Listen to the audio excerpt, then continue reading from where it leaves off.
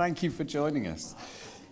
Wow, that was just brilliant. Absolutely brilliant. Elvin knew exactly what I was up to at your stage, and it wasn't what you guys have been doing. Bertie, Daisy, Ellie, thank you so much. What I really enjoyed hearing, and I preach endlessly to the students we have with us, is the huge impact that non-clinical skills make on great outcomes for animals and the people who look after them. So they are so crucial.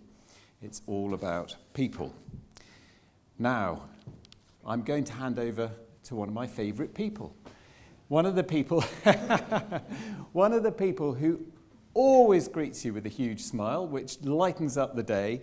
You've hit the ground running. I mean, goodness, when I was president, I think by this time of the year I was just realising I was president. You've hit the ground running with your characteristic energy and enthusiasm and all the work that you've done so far and are continuing to do, particularly on sustainability. So it's been fantastic. And the floor is yours. I'm sorry we've made you dress up in Victorian academic gear, but we do like the bling. Over to you, Sue.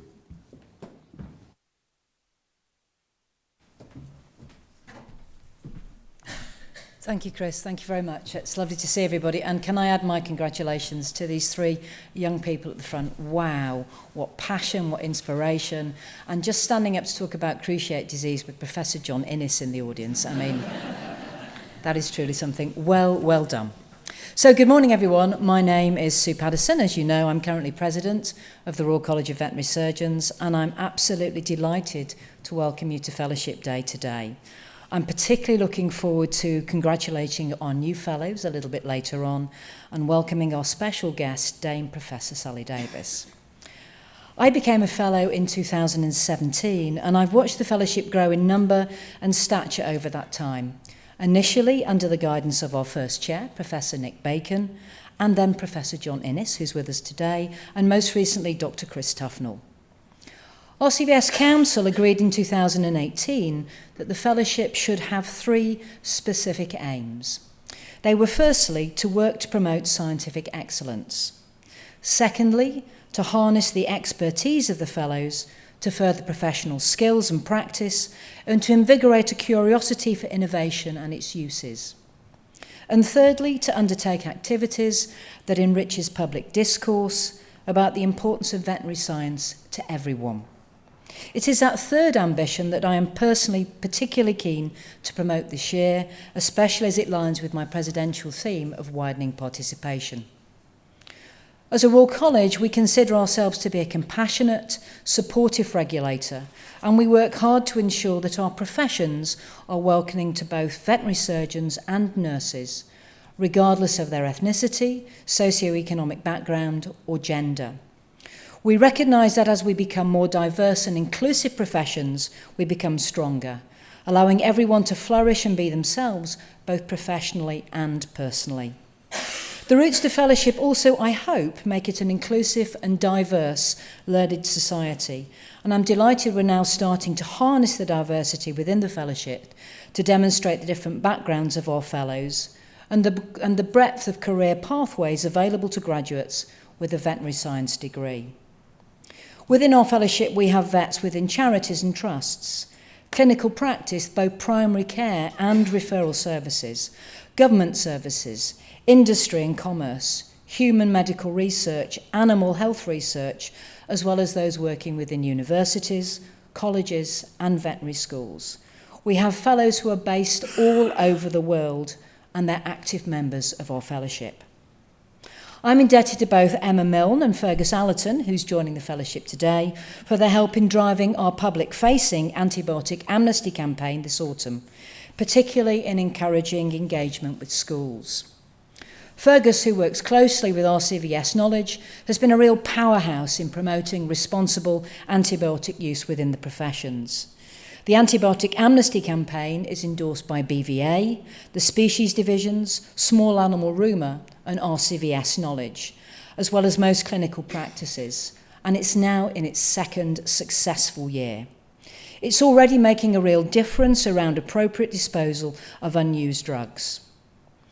We know that responsible antibiotic use involves not only appropriate decision-making around the need for antibiotics and appropriate conversations about the way the drugs are used, but also appropriate disposal, so we can avoid the consequences of environmental contamination and the resulting loss of biodiversity we know occurs and has been demonstrated by recent research. It's on the back of that great work that the first Antibiotic Guardians School Ambassador programme has been launched this year through the Fellowship.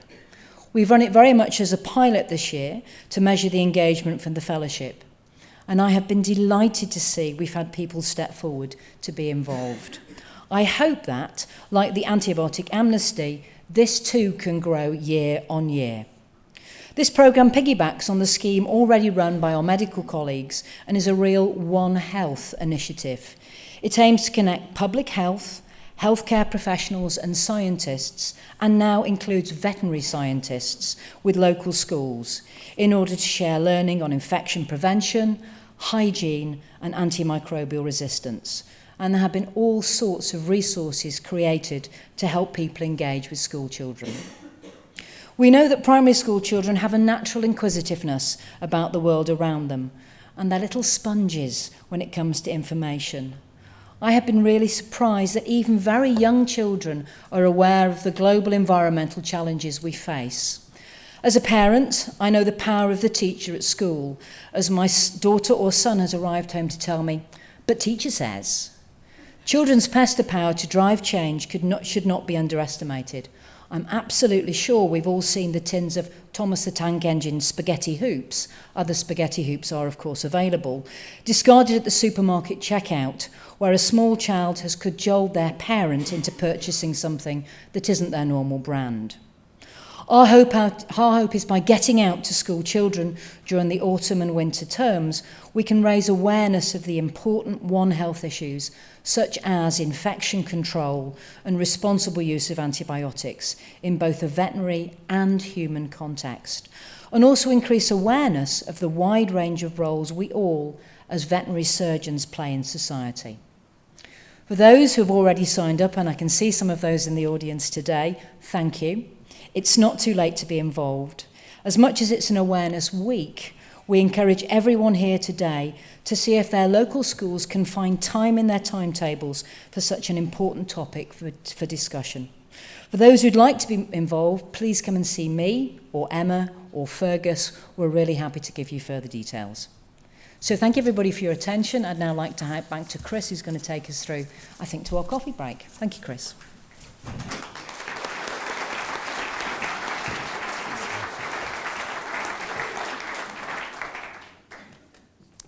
Thank you very much, Sue.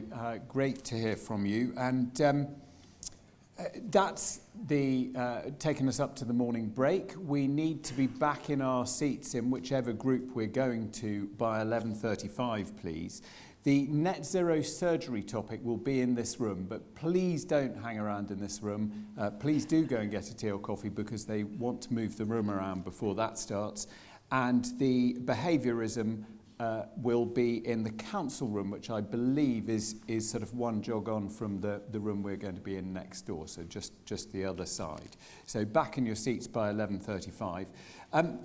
Can I challenge you today in these gaps, in now and at lunchtime, to definitely try and meet somebody that you haven't met before? And by all means tell them about yourself, but do also make some effort to find out about them.